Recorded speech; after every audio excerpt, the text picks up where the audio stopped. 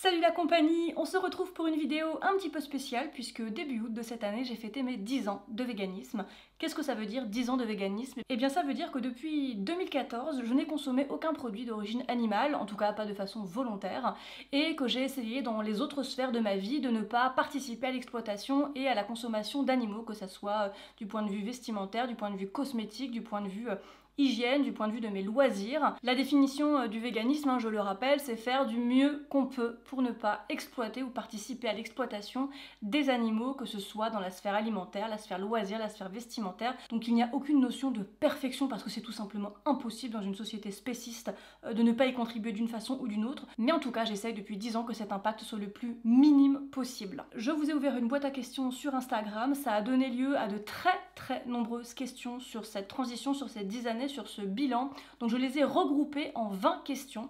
Ces 20 questions seront toutes chapitrées, donc vous pourrez évidemment aller de l'une à l'autre si un sujet vous intéresse plus qu'un autre, parce que cette FAQ va être un petit peu plus longue qu'un short YouTube, je vous le dis tout de suite. Petit disclaimer avant de commencer, il se peut que certaines de mes opinions ne vous parlent pas, ou vous rendent inconfortable, ou vous donnent envie de prendre votre clavier et de déverser comme ça tout ce qui va pas dans votre vie. Je n'ai aucun problème avec les gens qui ne sont pas d'accord avec moi, je n'ai aucun problème à débattre. En revanche, je supprime et je bloque toute personne qui m'insulte, qui est désagréable, ou qui n'apporte strictement rien de constructif à ce genre de discussion. Fin de la parenthèse. Donc j'ai listé 20 questions, elles n'ont pas d'ordre spécifique, je vais les prendre comme elles viennent. Et je vais commencer par: est-ce une bonne idée de passer de Omni à Flexi Vegan sans y aller petit à petit? Alors il y a deux choses différentes dans cette question, c'est qu'on ne passe pas de Omni à Flexi Vegan, le groupe Flexi Vegan n'existe pas. On est soit omnivore, soit végétarien, soit végétarienne ou végétalien, végétalienne. L'entre-deux, ce que recouvre le flexitarisme, j'en ai fait une vidéo, donc je vais pas me répéter ici, je vous mettrai le lien comme tous les liens et toutes les ressources que je vais aborder dans cette vidéo dans la barre d'infos. Le flexitarisme est donc une notion ultra vague. On peut se dire flexitarien en mangeant 8 fois de la viande par semaine comme 2 fois par mois, donc ça ne recouvre aucune réalité. On peut vouloir se mettre dans cette case-là pendant qu'on est en transition alimentaire, c'est quelque chose qui me dérange pas spécialement. En revanche, le statut, je sais pas comment appeler ça, mais le statut définitif de flexitarien ou flexitarienne, pour moi c'est du vent, c'est du pipeau, c'est une espèce d'arrangement avec soi-même, mais ça ne recouvre rien du tout. Donc se dire flexitarien à vie, ça ne veut rien dire. Est-ce que c'est une bonne idée de passer donc d'omnivore à vegan? Je vais réduire la question sans y aller petit à petit. Eh bien, il n'y a aucune réponse parfaite pour ça. Vous pouvez très bien passer d'omnivore à vegan du jour au lendemain. Alors, je vais essayer de réduire l'alimentation pour cette question, donc d'omnivore à une alimentation végétalienne du jour au lendemain. Comme vous pouvez avoir besoin de longues semaines, voire de longs mois, voire pour certaines personnes de plusieurs années de transition alimentaire. Ça dépend tout simplement dans quel cadre vous vivez. Si vous êtes chez vos parents par exemple, vous n'avez pas forcément la main sur ce que vous cuisinez. Si vous êtes quelqu'un qui a des toutes petites ressources, vous n'avez pas forcément la main sur ce que vous pouvez manger. Je pense notamment aux personnes qui sont bénéficiaires de l'aide alimentaire. Si vous ne cuisinez pas du tout, ça va forcément vous demander beaucoup plus de temps de réadapter, surtout si vous n'avez pas les moyens, parce que vouloir acheter des produits véganes tout prêts, c'est génial, hein. Moi je trouve ça super, il y a des produits excellents, néanmoins ce sont rarement des produits petit budget. A l'inverse, si vous cuisinez vraiment beaucoup, ça va peut-être vous demander une gymnastique intellectuelle bien moindre, et du coup vous allez pouvoir végétaliser vos plats beaucoup plus facilement. Donc en fait il n'y a pas de quelle est la meilleure solution? C'est plutôt avec quoi vous êtes le plus confortable. Qu'est-ce qui va vous permettre, vous, d'acter de façon durable chaque changement? Parce qu'on peut décider du jour au lendemain de supprimer la viande, le poisson, les œufs, le miel, le beurre, les yaourts, les fruits de mer, etc., etc. Tout comme on peut décider d'y aller par bloc. C'est d'ailleurs généralement ce que moi je vais recommander, c'est-à-dire d'éliminer par bloc, de remplacer d'abord tous les produits laitiers, puis progressivement les œufs, puis la viande ou le poisson en fonction de votre sensibilité, et puis de ce que vous avez l'habitude de manger. Moi j'ai procédé de façon assez classique, hein. J'ai commencé par enlever la viande parce que ça me posait aucun problème de ne plus manger de viande, c'était vraiment pas ce que j'aimais cuisiner. Après j'ai remplacé tous les œufs et les produits laitiers.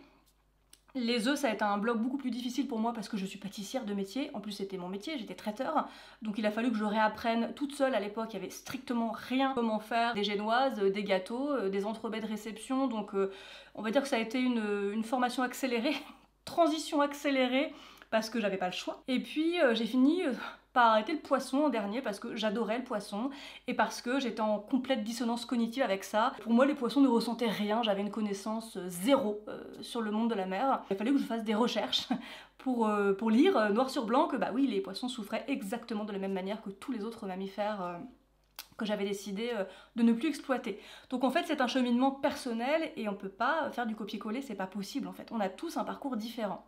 Moi je suis restée végétarienne quelques mois et par contre je suis devenue végane du jour au lendemain. C'est-à-dire que le jour où j'ai vraiment décidé d'arrêter tout ça, ça s'est fait du jour au lendemain. Mais c'est personnel, je cuisinais déjà beaucoup. C'était plus des freins psychologiques que j'avais besoin de dépasser. C'était plus une dissonance cognitive plus qu'un savoir-faire culinaire en fait. Est-ce que c'est une bonne idée? Oui, ça peut l'être, si vous vous sentez prêt, si vous avez suffisamment de marge de manœuvre pour décider de ce que vous mangez, pour prendre le temps de réfléchir, parce que ça prend beaucoup de temps au début de changer le contenu de son assiette. Si au contraire c'est quelque chose qui vous fait extrêmement peur et qui vous semble insurmontable, et bien comme dans n'importe quel projet, vous voyez ça comme un projet, et bien vous détaillez en petites étapes. Et c'est beaucoup moins impressionnant d'y aller par petites étapes plutôt que d'aller tout de suite du point A au point V. Enfin, du point omnivore au point vegan. La deuxième question, qu'est-ce que tu aurais aimé savoir à tes débuts? Que ferais-tu différemment? Donc c'est certainement la question qui est revenue le plus. Et j'ai beaucoup réfléchi à cette question parce que c'est super intéressant. Au bout de 10 ans, clairement, qu'est-ce que je ferais différemment? Je me simplifierais la vie, mais tellement, tellement plus. Comme je vous l'expliquais, quand je suis devenue végétalienne, j'étais traiteur, donc je faisais des repas de réception. Et la cuisine végane du quotidien, ça a d'ailleurs été la raison pour laquelle j'ai ouvert mon blog, c'est parce que, à côté de toutes ces recettes élaborées que je faisais, j'avais vraiment besoin d'apprendre à cuisiner beaucoup plus facilement. Et ça a mis du temps. En fait, j'ai mis du temps à apprendre à cuisiner végane de façon très simple. Et aujourd'hui, ma cuisine, ce que je vous partage de manière générale, ça reflète complètement la façon dont je mange au quotidien. C'est-à-dire que je fais pas des recettes exprès pour vous. C'est vraiment comme ça qu'on mange avec mes enfants et avec mon mari au quotidien. C'est donc une cuisine ultra simple qui se base sur un schéma dont je vous ai parlé de nombreuses fois, légumes, protéines, féculents. Petite sauce, petit condiment, tout ça, mais la base elle est là en fait. Et ce trio-là, si je l'avais eu en tête beaucoup plus tôt, eh bien je pense que j'aurais eu des assiettes beaucoup plus simples, j'aurais passé beaucoup moins de temps en cuisine et surtout j'aurais mangé beaucoup moins de quinoa parce que en fait le quinoa quand tu deviens vegan tu te dis ouais c'est riche en protéines et j'en ai mangé, on en a mangé avec mon mari au début. Du coup j'ai fait une grève du quinoa pendant 8 ans après ça. Et d'ailleurs aujourd'hui vraiment le quinoa non, je ne raffole pas du tout. Donc qu'est-ce que j'aurais aimé savoir? Qu'on pouvait manger simplement. En fait, que ça n'était pas compliqué, parce qu'objectivement, manger végétalien, ça n'est absolument pas compliqué, c'est même extrêmement simple, une fois qu'on sait ce qu'on doit mettre dans la case protéines, féculents, les légumes, ça change pas d'une alimentation classique. Les féculents non plus, à ceci près qu'en alimentation végétale, dans la colonne féculents, on va aussi rajouter toutes les légumineuses qui sont aussi riches en protéines.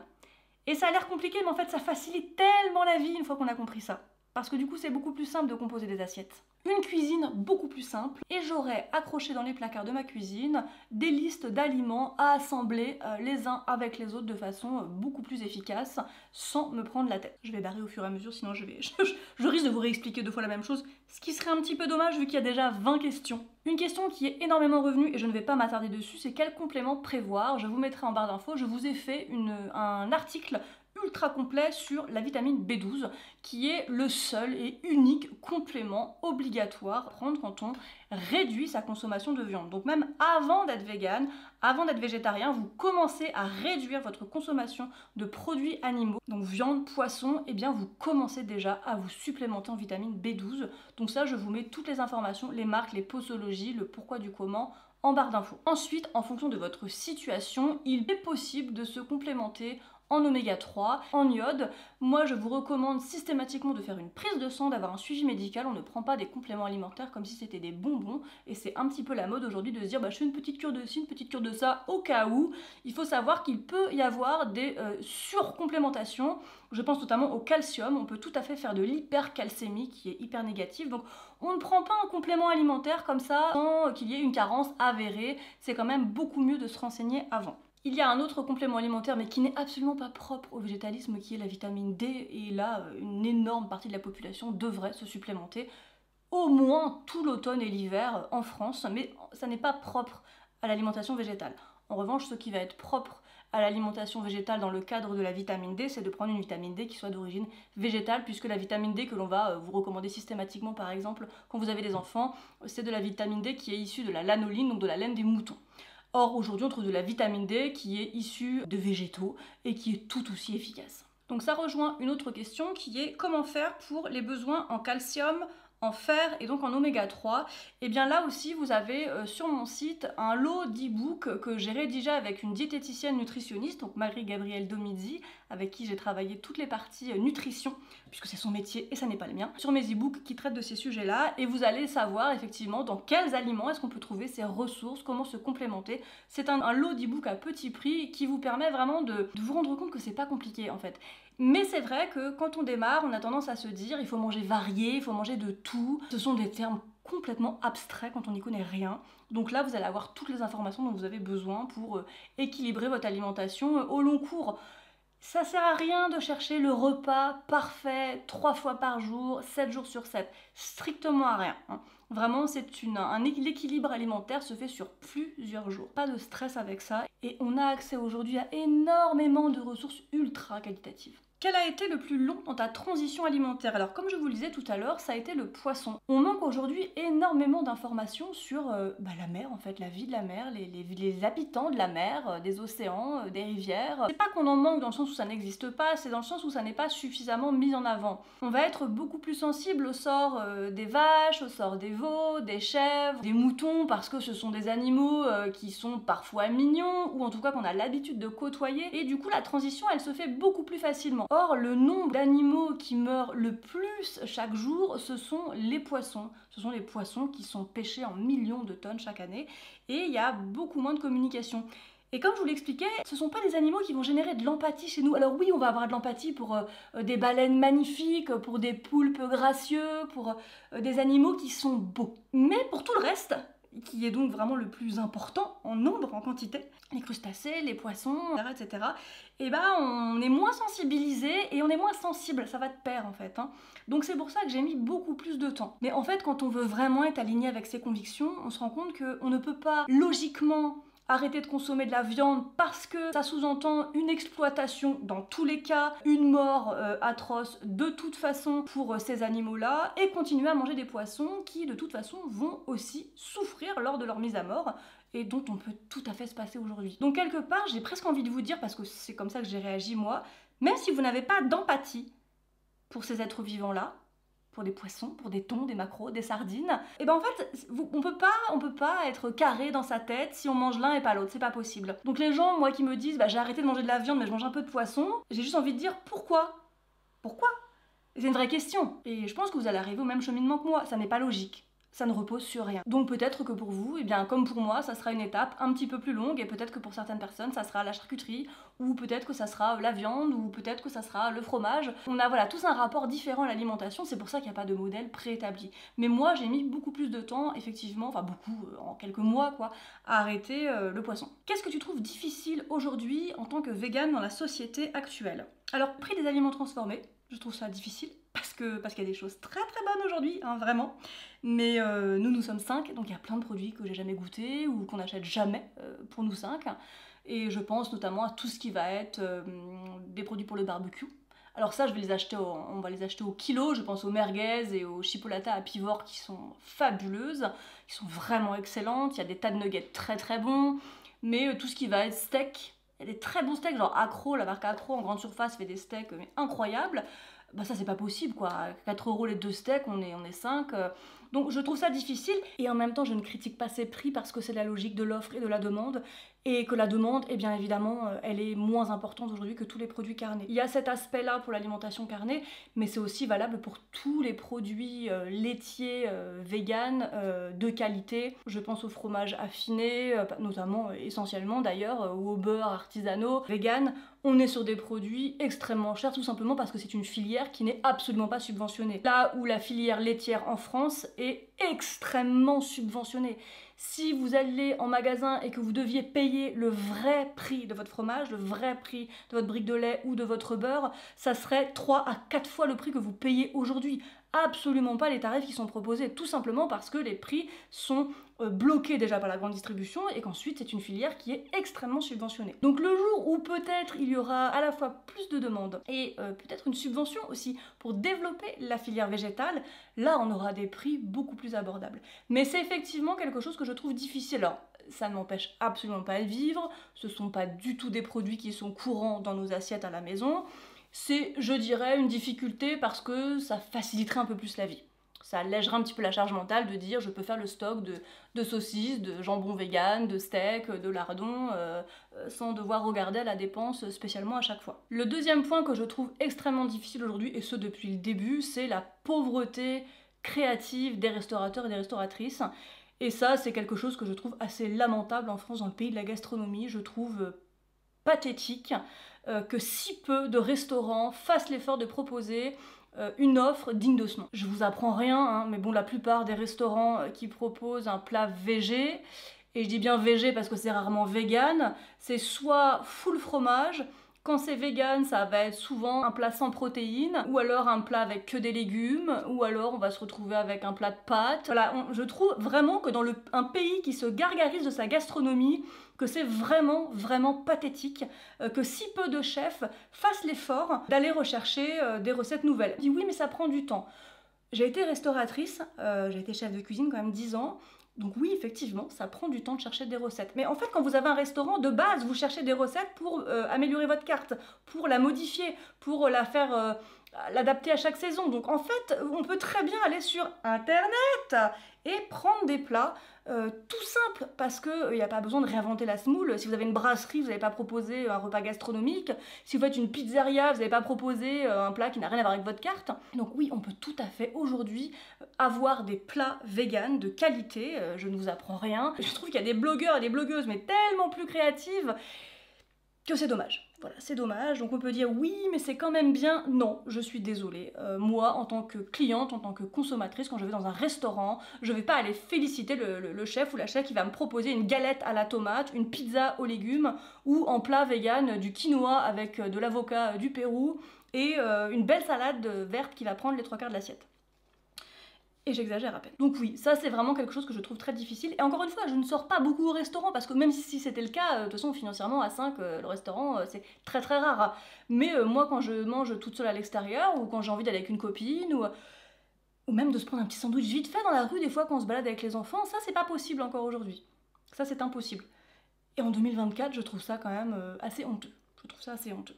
En plus, moi j'habite dans une région qui est très touristique, qui est donc la Bretagne. J'habite dans le nord de la Bretagne, donc on a énormément de tourisme anglais. Et bah c'est fou, parce que je me dis, les Anglais qui sont quand même tellement habitués à avoir 4 sandwichs club vegan dans le trou du Cornouailles, et bah ils arrivent sur la côte nord bretonne, il y a rien.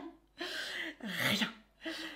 Et du coup, voilà, mais il n'y a pas que sur ce sujet que les Français, on va pas du tout faire l'effort de s'adapter, il n'y a pas que sur ce sujet-là, on pourrait parler très longtemps de cette thématique-là, mais en tout cas au niveau de l'alimentation, c'est flagrant.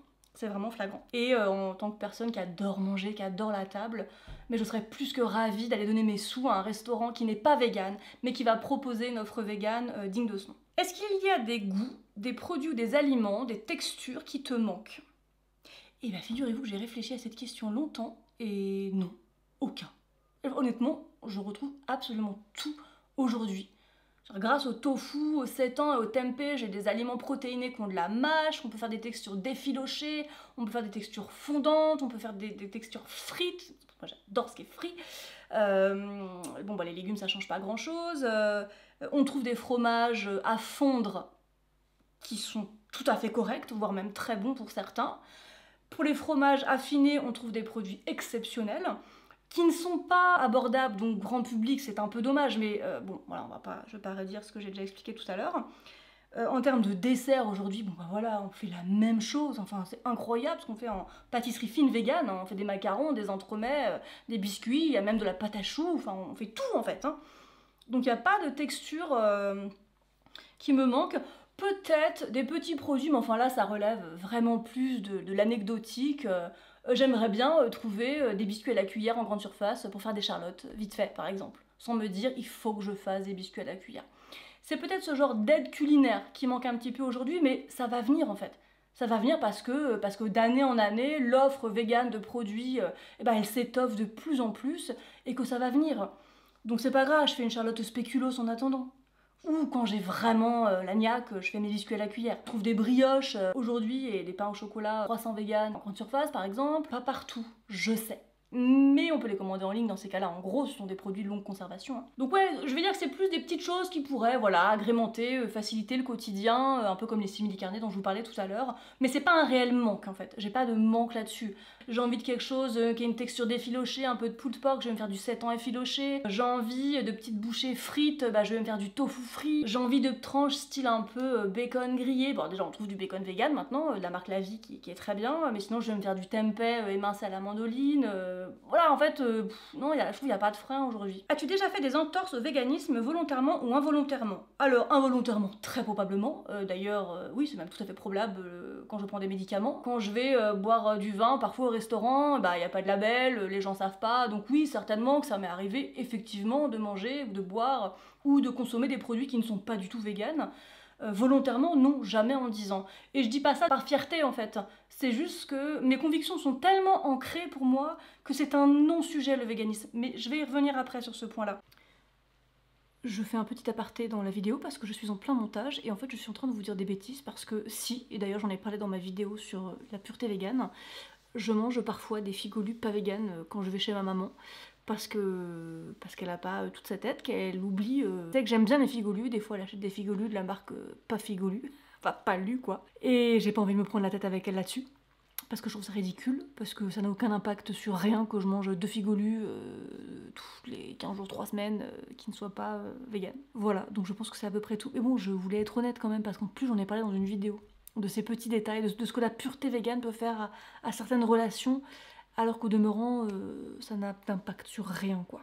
Voilà, on peut reprendre le cours de notre vidéo.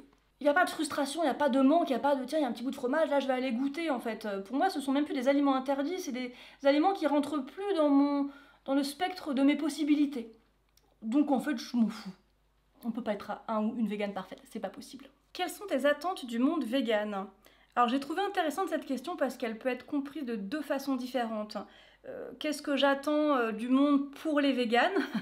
Bon bah ça, je viens d'en parler, hein, beaucoup plus d'ouverture d'esprit, beaucoup plus d'offres, beaucoup plus de choix, beaucoup plus de compréhension du pourquoi on est vegan et bah, de fait, s'il y a plus de compréhension, peut-être que derrière, il y aura plus de gens à entamer cette réduction de l'exploitation des animaux. Tes attentes vis-à-vis du petit monde que nous formons, les véganes en France. Et là, je crois qu'il y a beaucoup à dire. J'aimerais commencer par la promotion d'un mode de vie vegan beaucoup plus simple, parce que c'est vrai que, et peut-être que j'en ai fait partie, ou peut-être que ça m'arrive encore aujourd'hui, je pense qu'on a tendance à complexifier le mode de vie vegan, alors qu'en réalité c'est très simple.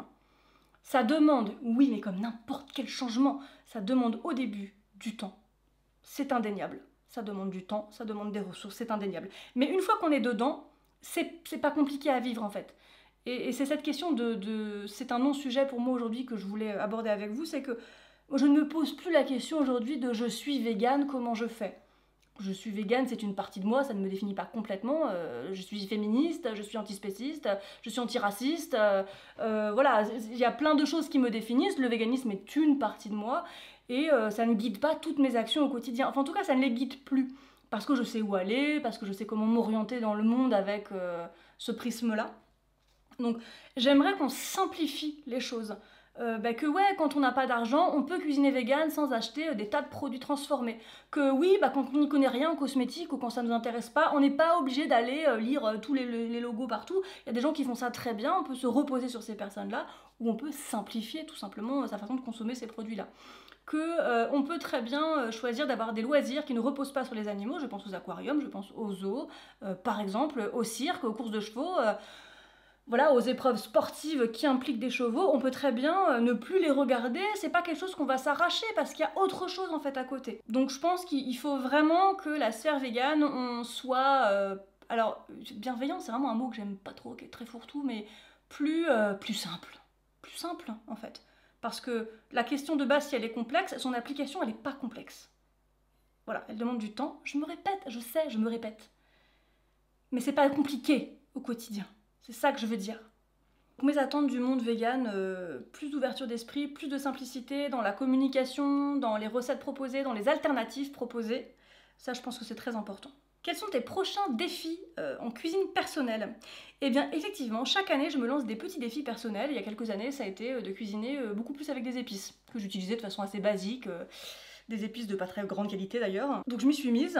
Je n'en suis jamais revenue parce qu'une fois qu'on a acheté des épices de qualité, on ne revient jamais en arrière. L'année dernière, je me suis plongée dans la lactofermentation, que je connaissais de façon assez sommaire, mais voilà, je me suis lancée dans le kimchi, donc j'ai fait des kimchi avec absolument tout. Et j'adore ça. Il y a quelques mois, je me suis relancée dans le pain au levain. C'était vraiment un gros défi, mais je voulais trouver du pain au levain qui s'intègre facilement dans ma routine sans que ça soit une corvée et sans que ça m'alourdisse ma charge mentale.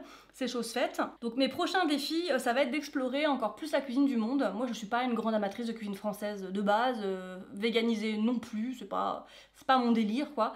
En revanche, la cuisine du monde, la cuisine asiatique notamment, bon bah c'est un cliché, mais c'est comme ça. J'adore ça.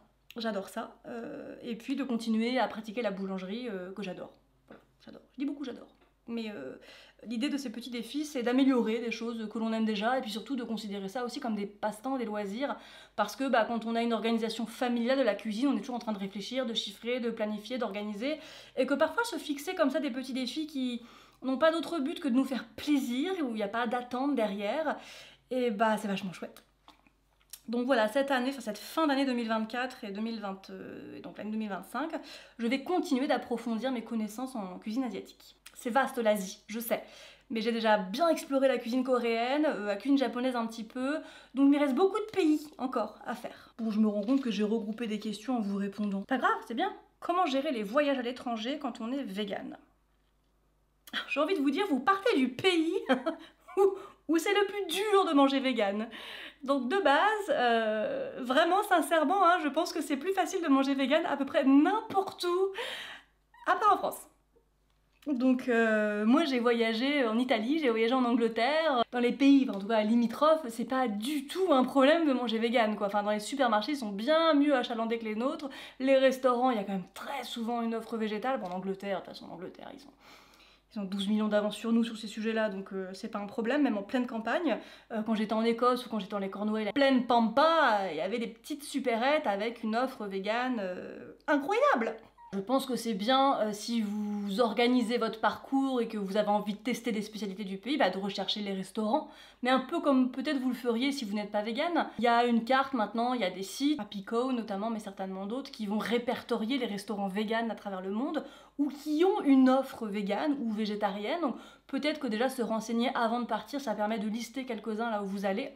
Et puis sinon, bah, d'avoir des petites idées de lunchbox ou de sandwich à se préparer sur place avec des produits que vous trouverez sur place. Hein. On peut pas malheureusement partir 100% spontanément. Je pense que c'est bien effectivement de baliser quelques adresses et quelques produits, ou en tout cas d'avoir quelques petites idées dans un petit carnet pour pouvoir acheter en grande surface. Je veux dire, je pense du houmous, on en trouve partout, des légumineuses aussi, du pain de mie, ça c'est des choses qu'on trouve vraiment absolument partout. Est-ce que c'est un sujet de discorde ou de compromis avec ton conjoint? Alors de discorde, pas du tout. De compromis, oui, parce que lui est végétarien, complètement végétarien. Les enfants mangent vegan à la maison et mangent ce qu'ils veulent à l'extérieur, donc ça j'ai déjà fait une vidéo il y a des années dessus, que j'ai pas mise à jour parce que c'est toujours pareil aujourd'hui en fait, hein, on a fait ce choix-là à deux. Nos enfants mangent vegan à la maison parce qu'à la maison c'est vegan, et à l'extérieur ils mangent ce qu'ils veulent. Donc à la cantine ils mangent carné ou végétarien quand ça leur plaît, leurs grands-parents par chance, pour nous, leur cuisine végétarien quand ils y vont. C'est pas du tout un sujet de discorde pour nous. Les compromis sont assez minimes finalement, je pense que le seul plat végétarien qui rentre dans la maison c'est quand on va commander des pizzas, bah eux ils se prennent des pizzas au fromage et moi je prends la pizza vegan, mais c'est tout en fait, hein. Donc non, absolument pas du tout de discorde, là-dessus on est tout à fait raccord. Tout se passe bien, tout se passe très bien. D'ailleurs ça fera 21 ans en septembre qu'on est ensemble, je crois qu'il y a un truc avec les sept, non? Donc on se fait un petit point en octobre. Est-ce adapté aux enfants, le régime vegan? Et à partir de quel âge? Alors oui, le régime végétalien est adapté à tous les âges de la vie, de la grossesse à l'âge le plus avancé qui soit. Vous avez des ressources incroyables sur ces thématiques-là, donc je vous les mettrai en barre d'infos. Des livres géniaux, je pense au formidable livre de Sandrine Costantino qui a été réédité sous un autre nom, mais dont le titre initial est Nourrir son enfant autrement. Il y a un autre titre aujourd'hui, donc je vous le noterai en bas. Et comment faire à l'extérieur avec des enfants? Alors, c'est surtout sur ce point-là, peut-être que je vais expliquer un petit peu plus. C'est une vraie question quand on est parent végétalien ou végétarien, vegan, enfin comme c'est notre cas à nous, de savoir quel choix on fait pour nos enfants à l'extérieur. Il n'y a aucun bon ou mauvais choix. Moi, je préfère le dire tout de suite. Je sais qu'il y a des tas de parents qui sont pas du tout d'accord avec ça, hein, dans un sens ou comme dans l'autre. Pour moi, le principal, c'est d'éduquer mes enfants. Alors, je vous donne du coup, parce que nous, on a choisi, hein, Pour nous, le principal, c'était d'éduquer nos enfants avec cette ouverture-là, avec cette ouverture d'esprit, de leur faire comprendre pourquoi moi j'ai fait ce choix-là, pourquoi leur père a fait ce choix-là, tout en ayant conscience qu'à l'extérieur, on est dans une société spéciste. Et pour nous, c'était inconcevable à l'époque, bon, on n'a jamais reparlé depuis, mais enfin, je pense que c'est toujours la même chose aujourd'hui, de priver nos enfants d'anniversaire chez les copains, de repas de fête à l'école, de repas chez les grands-parents, ou de créer des tensions avec les grands-parents parce qu'ils ne mangeaient pas végétarien ou végétalien. Moi, j'avais pas du tout envie de ça parce que déjà, en tant qu'adulte, c'est pas facile d'être végane aujourd'hui et d'argumenter. Alors en tant qu'enfant, non plus. Après, on peut tout à fait opposer alors ok, du coup, ça te gêne pas que tes enfants mangent de la viande ou participent à l'exploitation animale. Ben oui et non. Oui, ça me gêne parce qu'évidemment, j'aimerais que ça soit pas le cas. Et non, parce que j'estime que ma charge mentale en tant que mère de 3 enfants, en tant que femme, en tant que chef d'entreprise, en tant que fille, elle est déjà colossale et que je peux pas avoir la main sur tout. C'est pas possible. Donc à un moment donné, on a fait ce choix-là de se dire, on a la main sur ce qui est chez nous, on l'a pas sur ce qui est à l'extérieur, mais c'est pas grave, on va faire du mieux qu'on peut. Et je trouve qu'avoir déjà des enfants qui sont capables de ne pas juger des gens qui ne mangent pas d'animaux, et ben en France c'est quand même une sacrée fierté. Déjà élever ses enfants dans la tolérance et dans l'acceptation des habitudes des autres, c'est déjà formidable. Moi, quand mes enfants ils étaient petits, ils étaient en primaire et que j'allais les chercher, qu'ils me demandaient le repas, ah chouette, on mange du tofu en plein milieu de la cour, bah j'ai été grave fière. Hein, voilà. On peut pas être partout. Pendant des années, j'ai été chercher mes enfants tous les midis à la cantine pour qu'ils mangent végétalien à la maison. Et en fait, au bout de plusieurs années, juste j'arrivais plus à tout concilier, j'arrivais plus à concilier mon travail, j'arrivais plus à concilier ce temps du midi qui n'est pas que le temps du repas, parce que il faut s'arrêter, il faut préparer le repas, il faut aller les chercher, faire à manger, débarrasser, les ramener, se remettre en condition. Donc à un moment donné, il y avait un choix à faire, et ce choix, ça a été de dire, bah tant pis, vont à la cantine. Bon après, maintenant, les deux plus grands sont au collège, donc la question se pose pas, ils mangent ce qu'ils veulent au collège. Je sais qu'on est tous en train de culpabiliser ou d'avoir peur du regard des autres, mais en fait, faites ce qui est le plus simple pour vous. De toute façon, quoi que vous fassiez, dès lors que vous commencez à réduire votre consommation, à changer vos pratiques, c'est mieux que des gens qui ne font rien. Déjà, quand on a ce postulat-là en tête, voilà, on peut souffler un petit coup. Hein. On va pas changer le monde à nous tout seuls. Nos enfants ne vont pas changer le monde à eux tout seuls. Une petite question qui est revenue plusieurs fois avec des mots différents, mais comment faire quand on constate des problèmes de santé? Alors il y a eu des personnes qui avaient des anémies en fer, d'autres qui avaient des troubles de l'intestin irritable, qui sont apparus ou se sont développés avec des années de végétalisme ou après des années de végétalisme ou de végétarisme. La première chose à faire, c'est de consulter. Enfin, ça va vous sembler complètement stupide comme réponse, mais c'est le cas en fait. L'anémie en fer, elle peut être liée à des tas de choses. Ça vient pas juste de l'alimentation, ça peut être un état de fatigue chronique, ça peut être des règles hémorragiques. Voilà, donc c'est pas parce qu'on est vegan qu'on est anémie en fer. Moi, je suis moins anémiée en fer aujourd'hui depuis 10 ans que je ne l'étais avant, par exemple, parce que du coup, maintenant, je fais attention aux aliments riches en fer que je vais consommer tout le mois et plus spécifiquement la période où j'ai mes règles. L'intestin irritable, c'est pareil, ça peut venir soit effectivement d'une vraie sensibilité aux fibres, mais dans ce cas-là, peut-être que vous avez mangé trop de fibres d'un coup pendant des années ou des mois et qu'avant vous n'en mangiez pas du tout, auquel cas votre intestin bah, il s'est pas du tout habitué. Donc là ça veut dire un rééquilibrage alimentaire, rééquilibrer votre flore intestinale. Consultez pour voir quelles sont les anémies probables, voir, je sais que c'est très long hein, d'obtenir des rendez-vous avec des gastro-entérologues si vous avez des problèmes de santé conséquents au niveau de toute la sphère intestinale, parce que là les pathologies de la sphère intestinale, elles sont énormes, elles ont des causes encore plus importantes. Donc c'est difficile de dire bah c'est la faute des pois chiches ou c'est la faute du tofu. On peut essayer de se rendre compte de certaines habitudes qui nous sont mauvaises ou certains aliments qui passent pas, mais en fait, l'idée, c'est pas forcément de supprimer l'aliment, c'est peut-être que pour mieux digérer les pois chiches, il faut avoir une flore de guerrier ou de guerrière, quoi, et du coup manger beaucoup plus d'aliments lacto-fermentés, par exemple. Voilà, il n'y a pas une seule réponse à cette question. Consultez, déjà de base. Ne supprimez pas tout un pan d'aliments comme ça du jour au lendemain, et je pense notamment à la famille des légumineuses qui est tellement importante, tellement riche en nutriments, et en variété aussi, hein, gustative, mine de rien. Maintenant, effectivement, peut-être que le médecin ou votre nutritionniste vous dira bon, on va faire un temps sans, le temps de remuscler un peu l'intestin, et puis on va réintroduire petit à petit. Donc ça, c'est vraiment super important parce qu'il y a beaucoup de gens qui arrêtent d'être véganes, ou parce qu'ils ont des flatulences, ou parce qu'ils ont des maux de ventre, et que c'est dommage, il vaut mieux consulter, quoi. consulter, quitte à adapter, quitte à reprendre un petit temps de remise en arrière pour mieux repartir, ou voilà, mais c'est dommage de se dire j'en ai marre de péter, j'arrête d'être végane, quoi. C'est là que je suis bien contente de pas être sur YouTube pour pécho. Je pense que ça serait mort après cette petite partie. Est-ce que le mieux pour convaincre est le mimétisme ou avec de fortes convictions? Alors je pense qu'effectivement le mot qui manque, c'est en imposant ses fortes convictions ou en exprimant ses fortes convictions. Au début, je pense que moi j'imposais mes fortes convictions, ce qui n'est pas très productif, on va pas se mentir. Moi je suis définitivement convaincue que le mimétisme est incroyable. Le fait de montrer sans essayer de convaincre, n'entraîne aucune pression en face, mais que de la curiosité, dans le meilleur des cas. Mais en fait, l'un n'empêche pas l'autre. Moi, j'ai de très fortes convictions. Ça ne m'empêche pas, aujourd'hui, d'avoir vachement adouci mon discours, qui pouvait être vachement plus brut de décoffrage au début, parce que j'étais pleine de colère, et pleine de frustration, et pleine de colère envers moi, déjà, de pas m'être réveillée plus tôt, puis envers les autres, de pas comprendre quand je leur expliquais. Et de pas dire, bah là, je t'explique que c'est pas bien, donc stop, en fait. Pas dur. Donc je manquais un peu de psychologie, probablement, hein, je le reconnais tout à fait. Le mimétisme, pour moi, c'est vraiment une façon incroyable de montrer et de donner envie.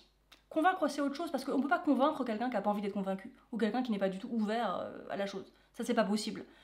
Quoi que vous lui montriez, si la personne s'en fout, la personne s'en fout. Vivre votre vie en tant que végane, sans dire, bah voilà, je vis ma vie en tant que végane, regardez-moi.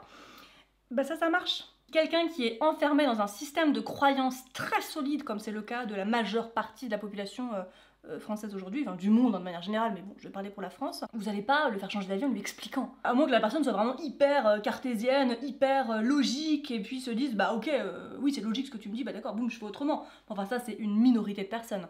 Ça passe quand même par plusieurs déblocages de verrous, par surmonter ces dissonances cognitives qu'on a tous et toutes.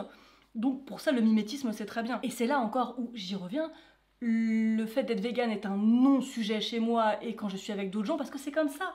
Je l'explique pas, je le démontre pas. Je réponds aux questions si on m'en pose, mais je fais plus de prosélytisme, comme j'ai certainement pu le faire au début. Du coup, il n'y a pas de barrière qui se met voilà, avec les autres. Je trouve que la preuve sociale et la banalisation, ce sont deux vecteurs très importants pour participer à la propagande du véganisme. Je m'explique. Le fait de rendre ça banal. Oui, bah oui, je mange comme ça tous les jours. Bah oui, j'ai trouvé des vêtements facilement. Bah si, regarde, là il y a le logo par exemple. Bah non testé sur les animaux, boum.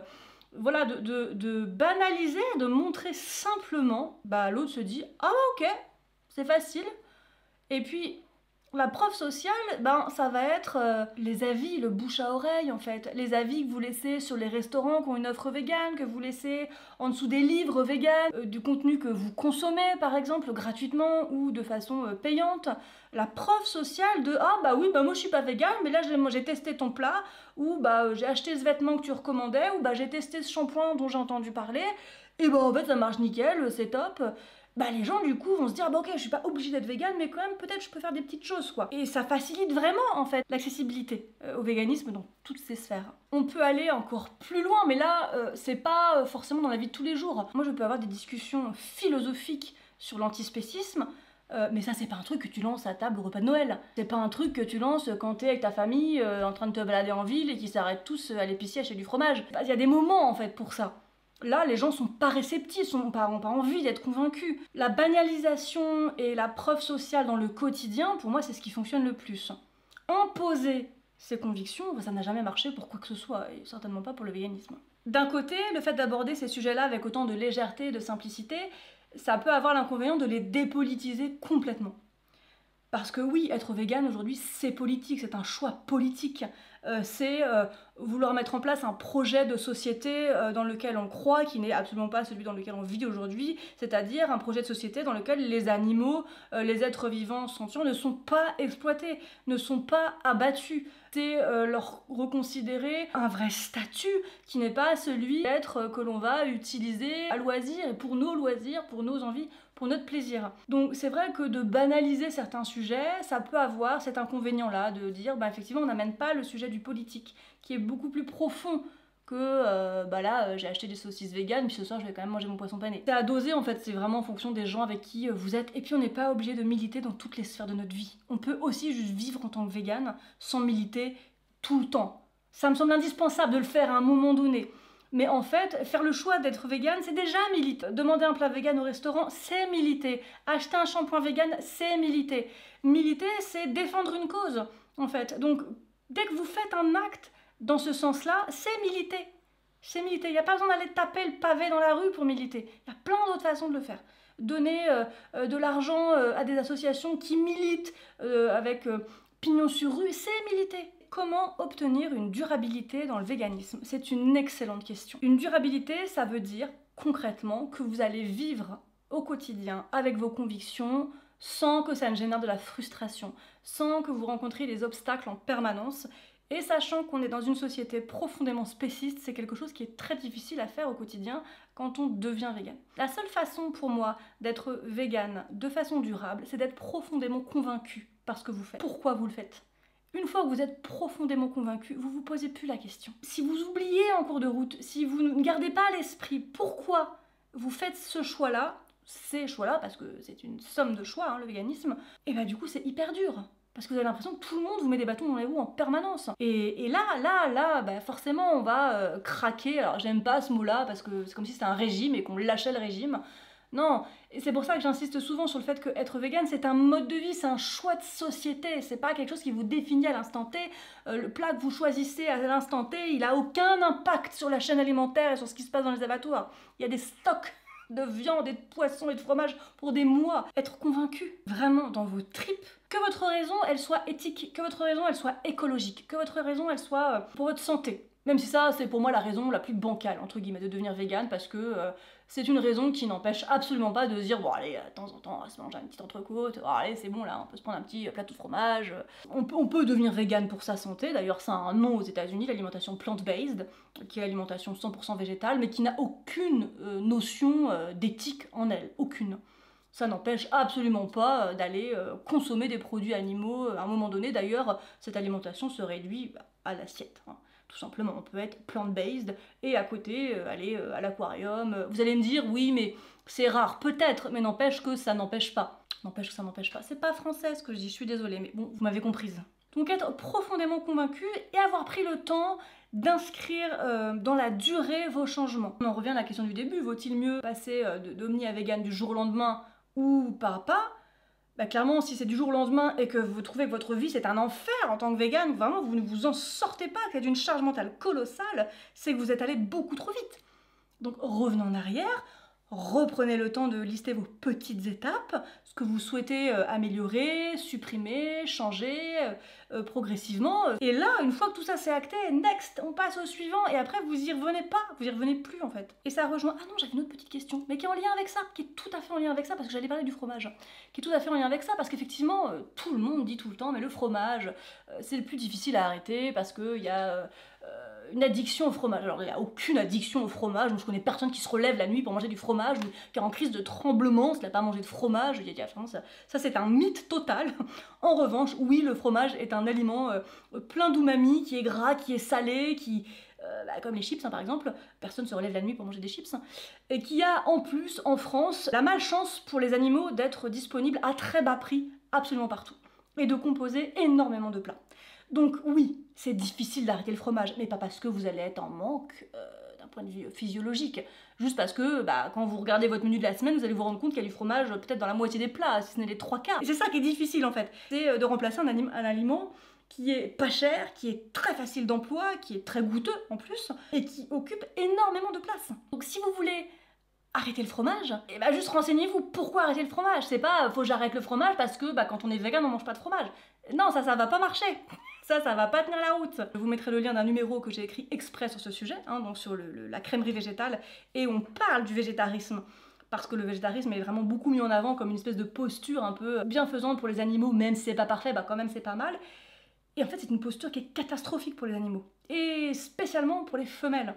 Donc se renseigner, ça va vous aider à vous dire, ok, peut-être que je vais diminuer progressivement, et on peut peut-être commencer par diminuer le lait, ou le remplacer, parce que ça c'est très facile. Le beurre, on a des margarines géniales aujourd'hui, sans huile hydrogénée, qui sont salées. Team Bretagne et Normandie, voilà, on a des très très bonnes margarines aujourd'hui, et le fromage, petit à petit, le diminuer des plats, et puis peut-être, au lieu d'avoir du fromage à chaque fin de repas, faire 1 sur 2, enfin voilà, quelque part c'est se déshabituer d'un aliment, de la place que prend un aliment dans vos assiettes. Nous, aujourd'hui, on ne mange jamais de fromage. On achète des fromages affinés à Noël, peut-être à nos anniversaires pour fêter ça, ou prenez le temps et souvenez-vous de pourquoi vous faites les choses. Ça, c'est très important. Dernière question de cette FAQ, que j'espère que vous trouvez très intéressante. Qu'est-ce qui s'est renforcé dans tes convictions en 10 ans? Alors, mon féminisme. Plus je suis devenue antispéciste, plus je suis devenue féministe. Et aujourd'hui, ces deux convictions-là, chez moi, elles sont extrêmement fortes. Et elles sont extrêmes, d'ailleurs, je pense que je peux même le dire, elles sont extrêmes. Alors, elles ne sont pas parfaites, il y a des tas de choses à améliorer, il y a encore des tas de choses à apprendre, à déconstruire, mais en tout cas, je n'ai absolument pas honte de me dire extrême végane ou extrême féministe, ou l'inverse. Moi, je ne peux pas me dire féministe aujourd'hui et essayer d'œuvrer à mon niveau pour le droit des femmes, et puis de l'autre côté, accepter que des femelles soient exploitées, abusées, tuées chaque année, pour ma consommation de fromage, aussi bon que soit le fromage. C'est quelque chose qui n'est pas du tout, plus du tout entendable pour moi aujourd'hui et qui est un non-sens complet. On ne peut pas se dire, à l'inverse, antispéciste et donc défendre des populations d'êtres vivants opprimés et de l'autre côté, en avoir rien à cirer des femmes. Ou en tout cas ne pas essayer de faire plus pour mettre en avant la situation des femmes qui est quand même catastrophique. Encore catastrophique, et oui, même en France. Ces convictions-là, c'est ce qu'on va appeler, leur croisement, c'est l'intersectionnalité. C'est quand deux luttes, deux causes vont se rejoindre sur certains points. Et l'antispécisme et le féminisme sont des causes qui sont pour moi intrinsèquement liées pour tout un tas de raisons, dont certaines que je viens de vous expliquer, mais qui font tout à fait sens pour moi aujourd'hui. On ne peut pas, par exemple, se dire antispéciste et consommer des produits qui viennent de colonies aujourd'hui qui sont encore exploités. Et donc, l'antispécisme va rejoindre l'anticolonialisme. Et c'est vrai que c'est pas très évident comme ça, quand on n'a pas lu ou qu'on n'a pas réfléchi à ces sujets-là, mais en fait, les luttes, elles sont toutes intrinsèquement liées sur plein de points qu'elles ont en commun. Alors après, au sein de ces luttes, il y a des tas d'avis différents, l'humain est ainsi fait que de toute façon on ne peut pas tous et toutes se mettre d'accord, mais en tout cas, elles se rejoignent sur certains points. Si aujourd'hui, dans mon alimentation végétalienne au quotidien, je ne consomme pas de bananes, je consomme extrêmement peu de noix de cajou, je fais très attention à la provenance de mes produits, sans être parfaite. Loin de là, il y a des produits que j'adore, que je consomme, comme la purée de sésame, qui ne sont pas du tout cultivés en Bretagne, hein, malheureusement. Mais je fais attention aussi à ce que la provenance de mes aliments, il n'y a pas juste une raison écologique à ça. C'est pas juste l'empreinte carbone de mon avocat qui vient du Pérou ou qui vient du Mexique. C'est aussi qu'au Mexique, il y a aussi des cartels qui gèrent toutes les plantations d'avocats et ça fait des désastres humains et écologiques. Donc être antispéciste, c'est bien. C'est très bien, ce sont de belles valeurs. Mais ça suffit pas. Ça suffit pas parce que ça en recroise plein d'autres. Alors on n'est pas obligé d'attaquer par tous les bouts, tout en même temps. Et je sais même pas si au terme d'une vie aujourd'hui on peut avoir déconstruit tout ça, tellement il y a de choses à faire. En tout cas, on peut dans chaque domaine faire du mieux qu'on peut. Plus je suis devenue une végane extrême, parce que oui, je pense qu'aujourd'hui je me situe à un spectre du véganisme qui n'est pas peut-être le vôtre, je pense notamment à la question des enfants, mais je parle pour moi.